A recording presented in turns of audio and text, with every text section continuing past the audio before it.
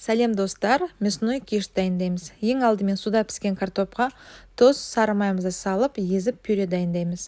Үстінен ұнымызды қосып, қамыр илейміз. Қамырды жарты сағатқа холодильникке жібереміз.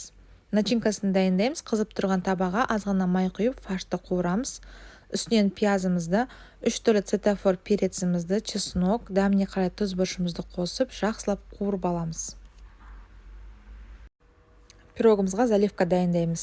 Бөлек ыдыста сүт, қаймақ, жұмыртқа, кетчуп, шымшым тұзымызды салып, біркелкі етіп араластырамыз.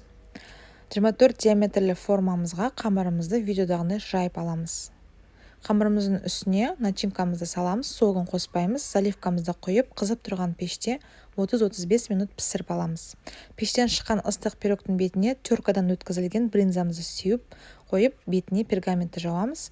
Сырымыз еріген соң пирогымыз дайын. Ас болсын, міндетті түрде жасап